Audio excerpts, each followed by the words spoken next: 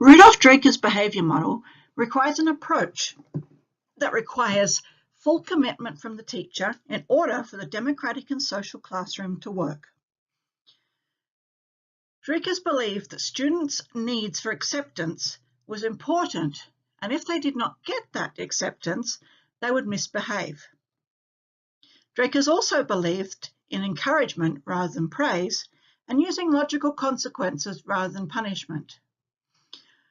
Rewards were not given, just consequences. Dreikers' theories and models were based on the Alfred Adler theory. Dreikers believed in maintaining justice, equality, dignity, and freedom for all. He also believed that family is the foundation of behavior, whether it's misbehavior or good behavior. The model also involves democratic teaching and democratic management of behaviors, and to do that, 4 mistaken goals should be noted: seeking attention, seeking power, seeking revenge, and feeling inadequate. So what is a democratic classroom, and how exactly does it work?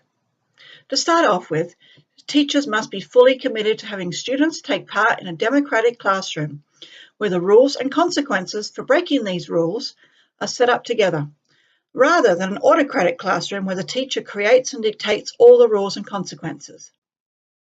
The democratic option gives students choices when making behavior choices and the consequences that will follow. For example, they can finish the homework now, or they can wait to recess time and work through recess. Teachers must allow and even encourage students to take an active participatory role in developing a classroom procedure setup. Dreikers believes the teachers need to view students as social beings who want to belong and find an accepted place in society, and that human misbehavior is actually the result of feeling a lack of belonging to one's social group.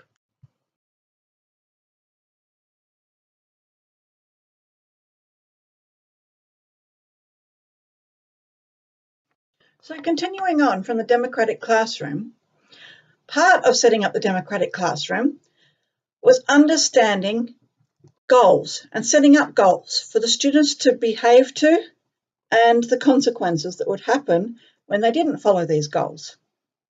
So the purpose of creating goals is for students to understand the importance of judgment and responsibility, and for the students to be involved in resolving classroom problems. So Dreikers come up with 4 mistaken goals, and they are student misbehaviors based on students not following these desired goals, whereby the teacher needs to help the student overcome this misbehavior. Dreikers believed that punishment should seldom be used, and then only when all logical consequences have been exhausted. So the 4 misbehavior categories that Dreikers identified are attention seeking, power seeking, revenge, and feelings of inadequacy.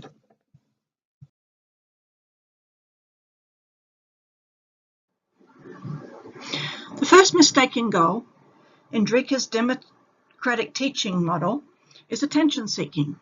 Attention seeking happens when students are not obeying established classroom rules. They are being disruptive in the classroom while the teacher is talking or while other students are talking. The student is seeking attention, but in doing so is stopping other students from learning.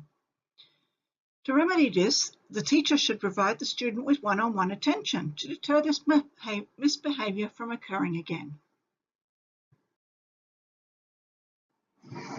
This next mistaken goal is power seeking.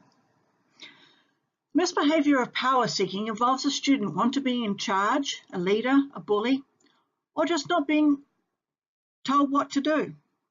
The student may refuse to do a task or complete classwork.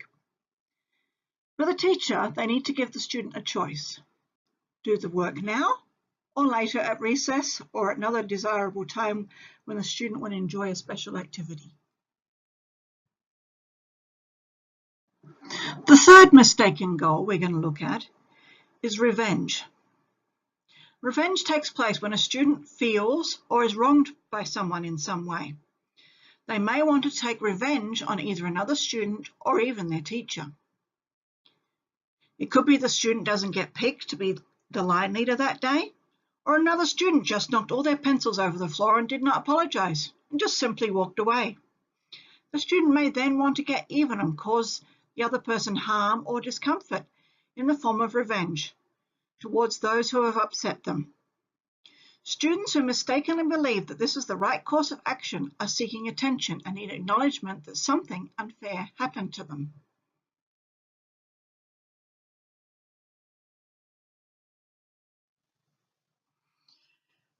Dreikers' final mistaken goal is feelings of inadequacy. Inadequacy may come about when a student may continuously say they can't do something, even if they can, but they might be struggling or just need an extra hint on how to do it.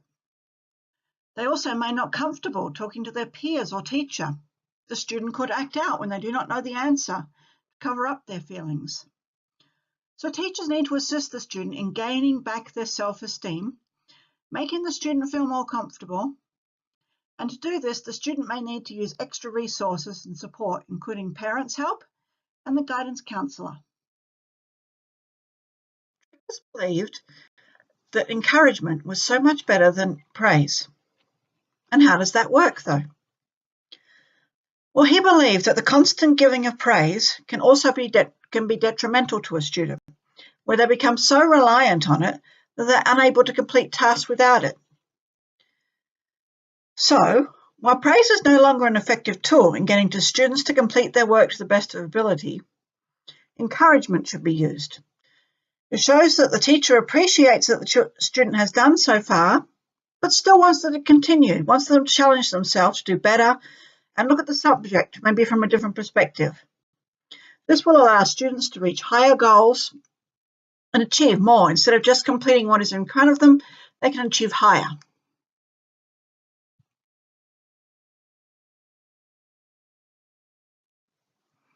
So Dreikers' behaviour model sounds democratic, sounds good.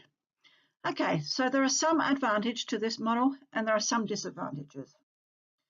So the advantages of this behaviour model include students and teachers are working together to set up the rules and consequences for breaking those rules. It's a democratic classroom. It helps students understand the importance of judgment and responsibility.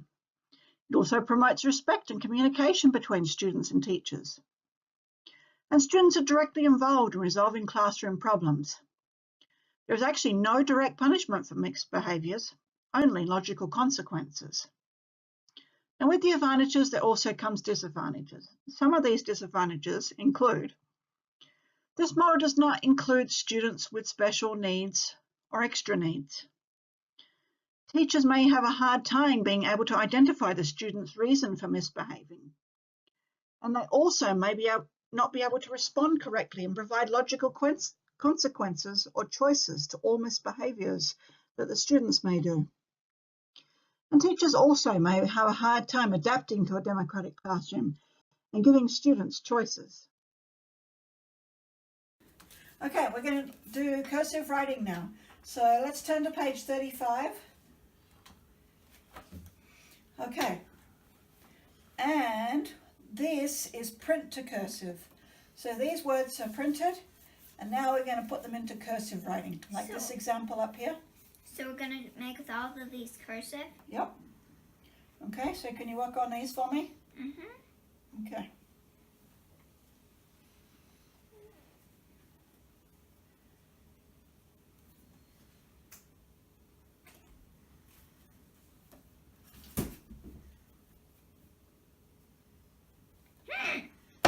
I give up. This book is stupid. Okay, Natasha, what is going on here? Nothing? Do you remember the rules we set up as a class? Yes. And what are they? Be safe, be respectful, be responsible. Okay, were you being those things? Nope. Do you think you should be? Yes. Okay, so will you, if I gave you the math book, will you do your math now or would you like to do it at recess? No. You don't want to spend the recess in the principal's office? I want to do it now. Okay, can you show me? We're going to do it properly together? Yeah. Okay.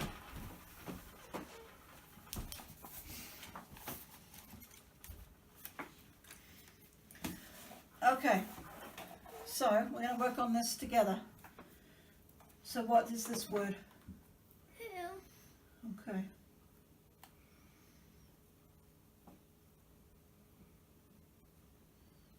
You're making good progress there on your handwriting, okay?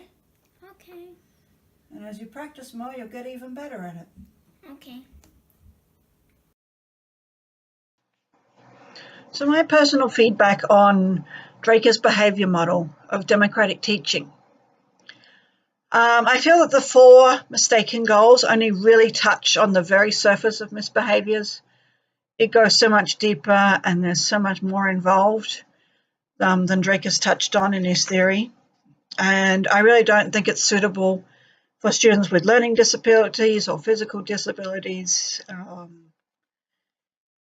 as they have to know so much. They have to be able to read, they have to remember and things like that, that just those type of students are not able to do that, unfortunately.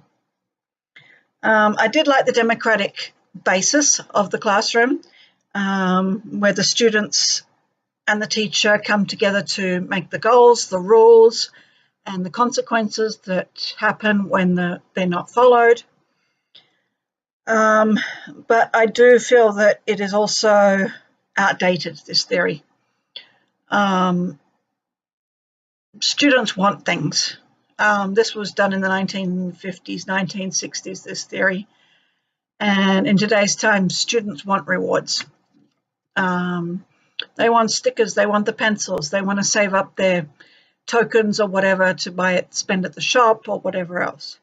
So I like the basis of the democratic, where students have the input for the rules, but I think it needs to go a lot more deeper to be more successful.